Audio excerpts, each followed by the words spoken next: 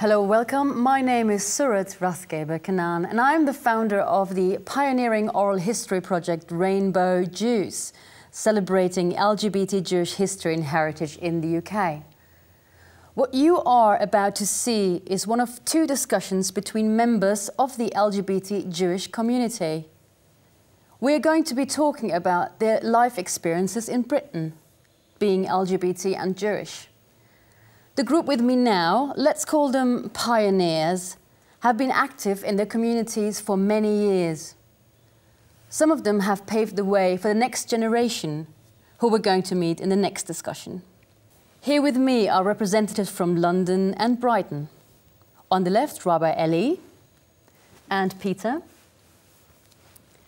And on the right, Peggy and Sasha. Before we start, I would like each of you to tell us a little bit about yourself. Rabbi Eli. Well, I'm Rabbi Eli Tikva. I'm the rabbi at Brighton and Hove Progressive Synagogue, where I've been for the last 13 years. I was ordained 24 years ago. And I've got a lovely wife, partner, whom I married in 2006, called Jess. Peter, what about you? Well, I live in Brighton. And I am a member of the synagogue where Eli is rabbi, and I'm also chair of the synagogue. And I work in recruitment, and that's pretty much my introduction. Thank you. Peggy. I'm Peggy Sherwood. I'm president of the Jewish Gay and Lesbian group, JGLG. I was a children's nurse. I'm now retired happily from the NHS. And I'm a member also of the Brighton Hove Progressive Synagogue. Sasha. I'm Sasha. I live in Camden Town. I'm a member of JGLG. I'm retired and enjoying my life. JGLG being the Jewish Gay and Lesbian group. Yeah. Eli, Rabbi Eli, what is your involvement, your current involvement in the Jewish and/or LGBT community? Well, I suppose it's difficult to talk about my current involvement. I feel like I'm involved all the time and have been continuously through my contacts with other LGBT Jews that goes back to principally the Jewish Lesbian Gay group, but before that to lesbian community, Jewish lesbians, going right back to the beginning of the 1980s. And I suppose I see myself all the time as a Jewish lesbian who's engaging in a wider community and trying to make it much more inclusive of LGBT people. And that's, in a sense, what my rabbinate has been about. Peter. Well, I don't know. My involvement with the LGBT community is fairly limited. I used to be a member of JGLG.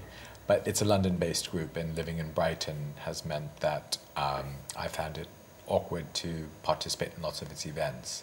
So my involvement mostly is through the things that we do within the synagogue in Brighton. Okay, thank you. Peggy? Well, I guess JGLG is my main involvement with the Jewish LGBT community. As I said before, I run it, I'm the president of it. And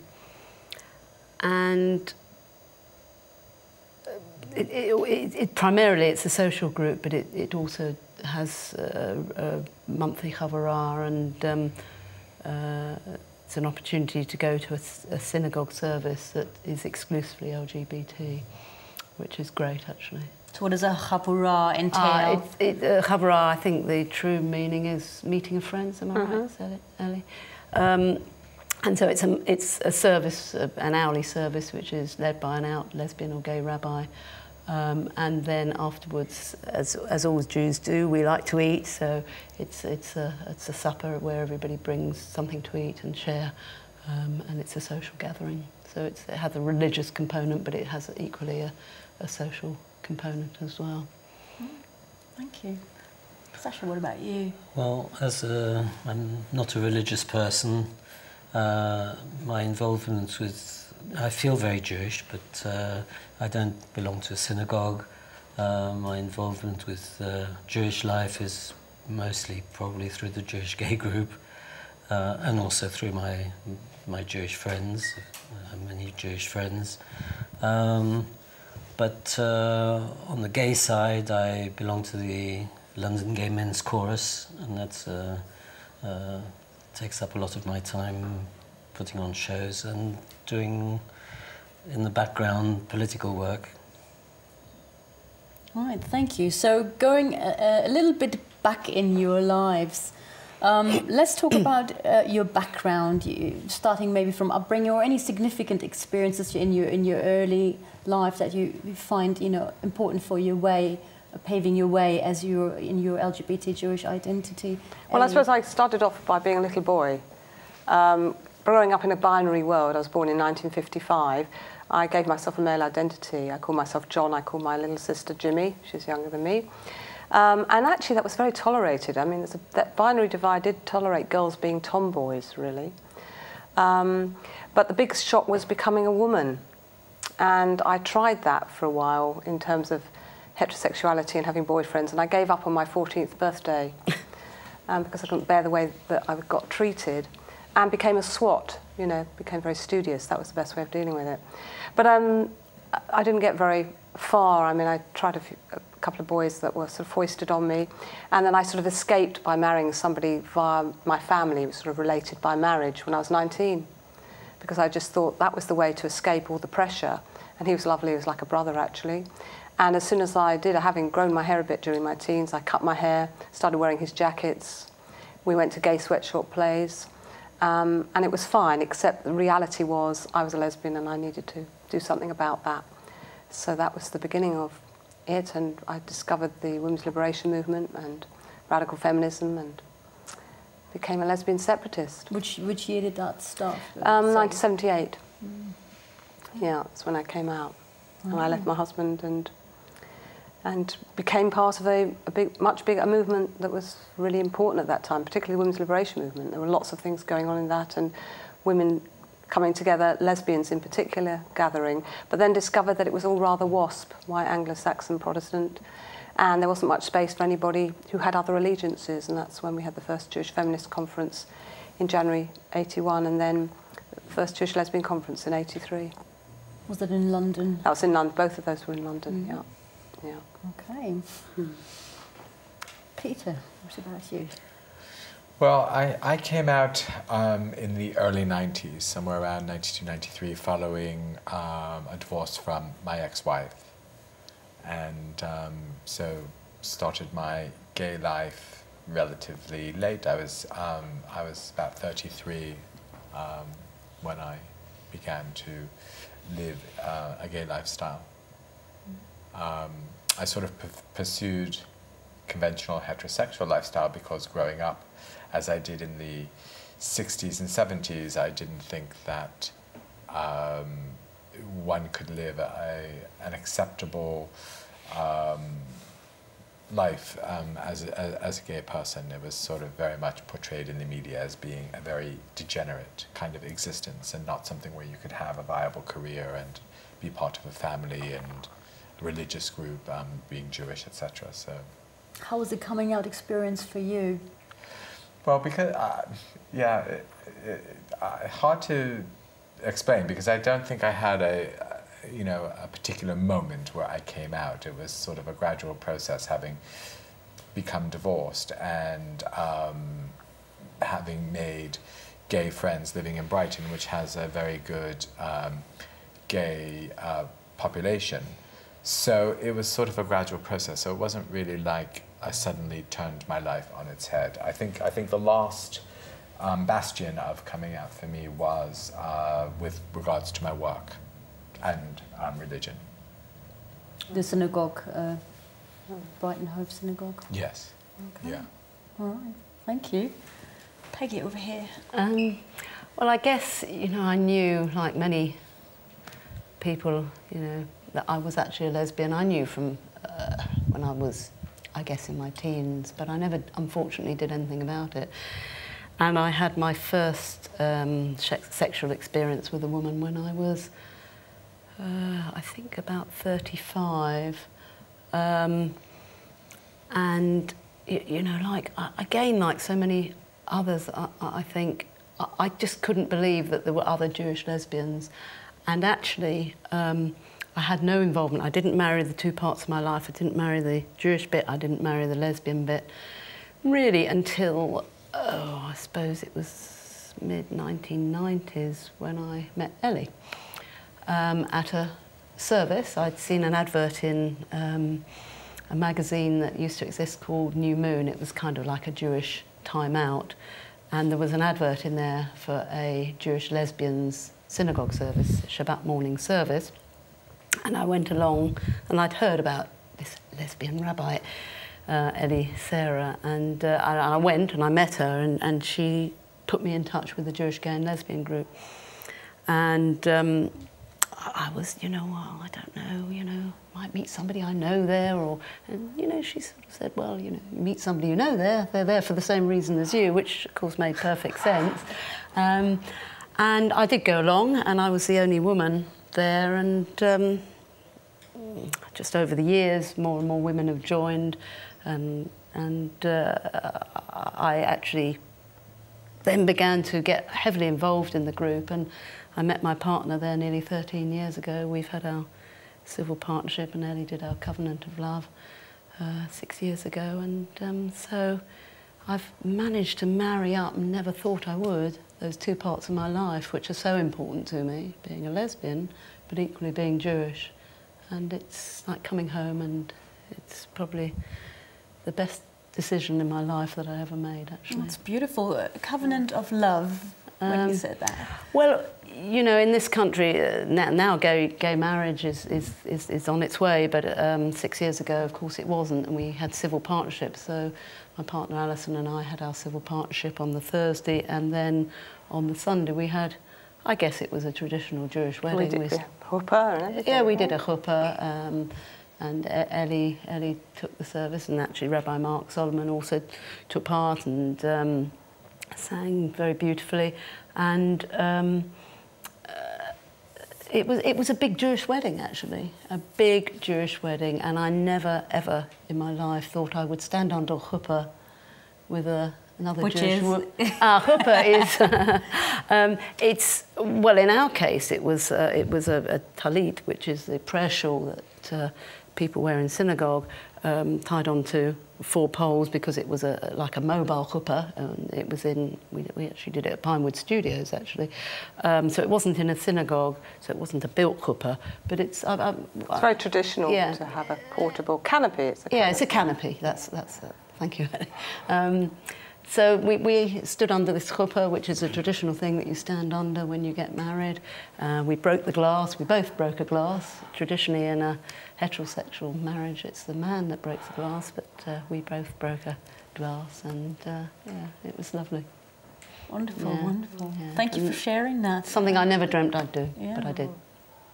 And we'll get married as well when the equal marriage comes about. Mazel tov. Thank you. Sasha, now to your personal history. Well, I started life in Paris just before the war, and I'm a Holocaust survivor, and as much as both my parents went to Auschwitz, I was hidden in the French countryside, and was able, therefore, to survive together with my brother. How old were you as a survivor? How old was I at what point? When you were hidden in... I was hidden, I suppose I must have been around 5. And then I went to a number of orphanages after the war. And eventually my brother found some family we had in UK, and well, to cut a long story short, I got adopted by a family here. I was 12, and I started being a child again. My brother stayed in France because he's 5 years older, and he was well on his way with his studies, didn't want to start afresh in UK, so we've lived, across the channel the rest of our lives. I mean, from the point of view of being gay, I suppose I knew I was, I realised I was gay when I was a teenager, but couldn't really formulate it, and it never seemed a possibility that I could lead any kind of gay life. I got married, got 2 lovely children, and now grandchildren, and I was nearly 50 when I actually properly came out as a gay man and had my first gay sex, really, which is much later than most people, but I haven't looked back since. And to my great surprise, I thought by the time I'm 70, you know, life would be sort of on the wane for me, but I'm having the most wonderful time, and I'm probably having more sex now than I ever was before, which is fantastic. That is. So, harking back deeper into this issue of LGBT Jewish, how far have both of these identities, let's call them, influenced your lives, and in what way, Ellie? What does it mean for you being Jewish and LGBT? I think the starting point was I just wanted to be who I was. And I took my Jewishness for granted because we weren't synagogue-going Jews, but we did Friday nights. My mum sang Hebrew and Yiddish songs, and that was very much part of me.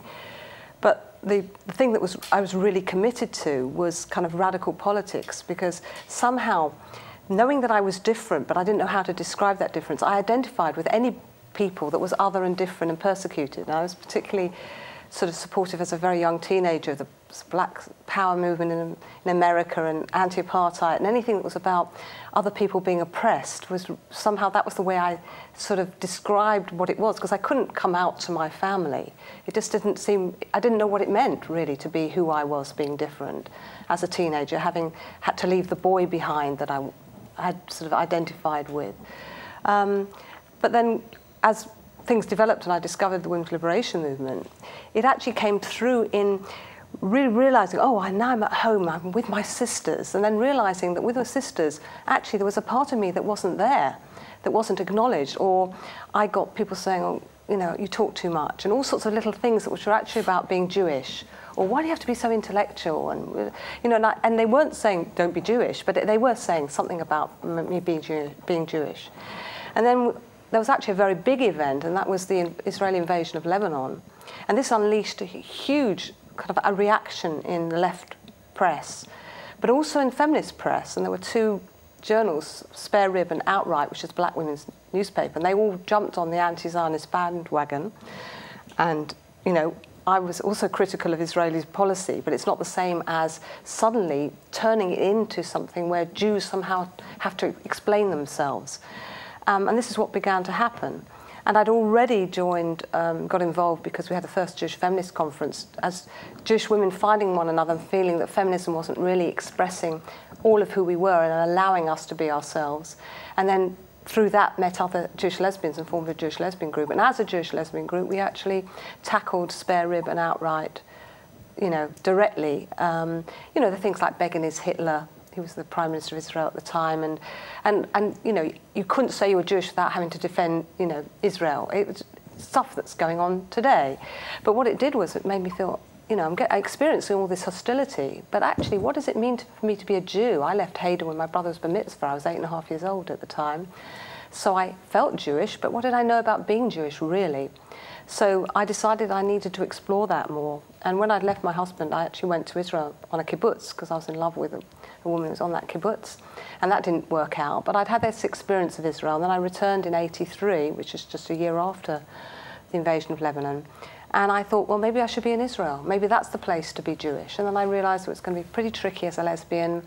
And really, I can't speak the language. And so I came back. And then just as luck would have it, I saw an advert, I saw an article in the Jewish Chronicle that I never used to buy, but my aunt and uncle had it, and it said that there was a program at Leavitt College you could explore being Jewish. So I started doing that. and it took me on a journey to the rabbinate. But that's the way I decided to put those two things together and want to include myself. For me, being Jewish and being a lesbian, I could not separate those, and that has been a huge struggle because actually many people did not accept that 25 years ago, 30 years ago when I stared. So it's been quite a journey. You said that about, going to Israel and then going back to Britain. Does anyone have like a similar experience about being LGBT Jewish in Britain? Does that mean anything to you? The freedom you've got here, or the lifestyle, or is it easy to live as an LGBT Jew in this country? I think it's getting easier. I think it's definitely getting easier because 20 years ago you couldn't belong to a synagogue. I don't think, I might be wrong, but I don't think you could belong, but you wouldn't be out. You wouldn't be out probably. Slightly longer than 20. It'd be 25 years. Yeah, 25 years probably ago, Well, pre-Beklal. I didn't feel up until about 5 years ago, when I learned about Rabbi Eli and our synagogue in Brighton. I didn't feel that I could go to a synagogue and be gay. I could go to a synagogue and be Jewish, which I did, but I didn't feel that there was any room to be openly gay within a synagogue. So I kept them very separate because I didn't want being gay to pollute my relationship with being Jewish and have a negative effect on it. Does that resonate somehow with your experience here in Britain as an LGBT Jew? As I said before, not being religious, not going to synagogue, my Jewishness is, I mean, I certainly feel Jewish, and I've got lots of Jewish friends, but I don't have the same conflict because religious services don't mean anything for me. Do you think that you talked about two female perspectives as such, and we have more male? Do you think there's a difference if you're looking into LGBT Jewish lives? And we're saying LGBT here standing for lesbian, gay, bisexual and transgender, and also, of course, queer and questioning people. Is that a different experience? Do you feel there is, for a Jewish woman? I think, well, first of all, you've got the actual Torah making a specific, one man shall not lie with another man, as with a woman it's an abomination in Leviticus chapter 18. So you've got a direct anti sort of expression of any male sexuality, two men together, which we don't have. But on the other hand, lesbians are invisible. So it is a different experience. In traditional Judaism, women are sort of women are invisible, absolutely. So, So that is a difference. Yeah, Peggy? Yeah.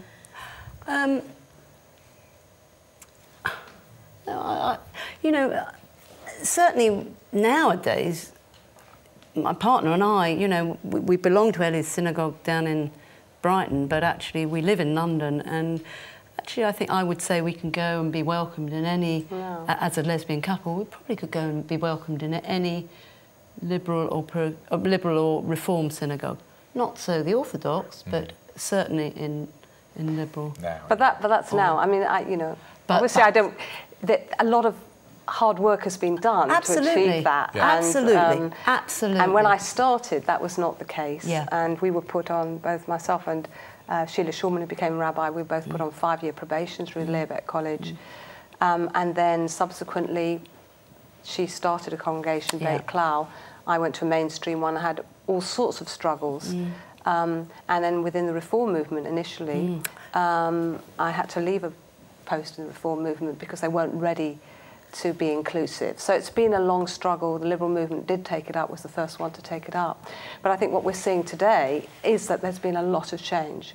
So that in the last 25 years, and then speeded up really from 2000 in the last 13 years, so half of that period, when Liberal Judaism established a working party that I served on for looking at same-sex commitment ceremonies, as it was called. We're now at a point where 2 years ago, the Rabbinic Conference of Liberal Judaism was prepared to say we support same-sex marriage. Now, that's something we wanted years ago. I started talking about it in the mid-90s, but we're now at that point where that is happening. And now the reform in the last couple of years has also supported it. So you're absolutely right. You can, but a lot of people don't know that. You know that, but an awful lot of people out there don't know that there are synagogues that will welcome. Peter? Yeah, no, I very much agree. As Ellie has, Rabbi Ellie has described that, you know, how this has developed over the last 25 years and in the last 13 years it's been sped up. Well, you would know that if you are affiliated to a synagogue, but if you're Jewish, as Sasha has explained, as many Jews are cultural Jews who have a complete Jewish identity, as I think most Jews do, but don't go to a synagogue, then I think your perception is that you wouldn't be welcome in a synagogue as a gay person because you haven't had contact with a synagogue that that does condone it and does support it. So, so I've only been affiliated with the synagogue for 5 years because up until that point, I didn't know that that there was a synagogue where it was okay to be gay and Jewish. And once I found that out, then I was very keen to become involved because then one didn't compromise the other, and I could be who I am, and as you say, experience being both. What about Sasha? And then if you think of inclusion and inclusiveness in synagogues, what's your experience? Well, as I've said before, I don't have a great experience of synagogues because I don't go. But I think it's quite remarkable the speed at which changes have happened, and long may it continue. Well, I think we're almost at a point where, well, certainly legally we're equal, straight or gay. Now we've got to persuade people to go along with that. The shame is that there's many countries that don't have the same liberal attitudes as we have, and in Russia, for example, they're going back the other way and persecuting gays much more than they used to. And the Cameroons I saw recently, similarly. But that's why we need more campaigning. I mean, one of the frustrations for an old activist like me is that we've got very complacent. You know, when we were going on marches in the late 70s and 80s, we knew that we had to fight for something. We were fighting against Clause 28, which was very discriminatory against lesbian, gay people. You know, we knew that there was something we had to do. So now we're in a position where actually we're enjoying so much more inclusion and equality. We need to really be doing something on behalf of our LGBT brothers and sisters across the globe. And when we recently had the Gay Pride March, the Pride March in Brighton, I thought, where do I want to march? I felt very uncomfortable because it was just a party. And then I saw a group with Peter Tatchell, who were so from Africa, Cameroon, various African countries. So, you know, Nigeria, I want to march there. What do you think needs to be done if you're looking into the future? Like, if you have like one final sort of vision, what do we need to work on here in Britain for the LGBT Jewish community, or where do we go? That's a tough question. Yeah, it is a tough question. I mean, I would like to see us welcomed by the Orthodox community, but sadly, I don't think that's going to happen. No, you know, my dreams, but never say never. No, maybe. They've already moved quite a lot. You know, everywhere there's development. There are women being ordained as Orthodox rabbis. They just haven't got pulpits, both in Israel and America. So that will happen. I do actually think that our inclusion needs to be greater than it is. I think the trans issue is really important. And I'm finding it very liberating that that's now being discussed more, that I can see myself more as sort of gender variant in a way that I couldn't. That language wasn't there before. And I think that that's something that we have a challenge within our own Jewish LGBT community to really say, look, we're not just lesbian and gay, you know, the Jewish lesbian and gay group, that we really do acknowledge and include properly bisexual and transgender people, however people are describing themselves as trans. And I think that's our own challenge, actually, to be as inclusive as we want the wider society to be. And of course, we're all going to be embracing Jewish gay marriages very soon. Absolutely. No Peggy? question. Yeah, absolutely. Yeah, we're going to have absolutely do ours again. We're definitely going to do ours again. Yeah. And have them. Okay, we're going to have some marriages coming up here. Wonderful. And let's remember that each and every one of you are contributing to LGBT Jewish history in the UK.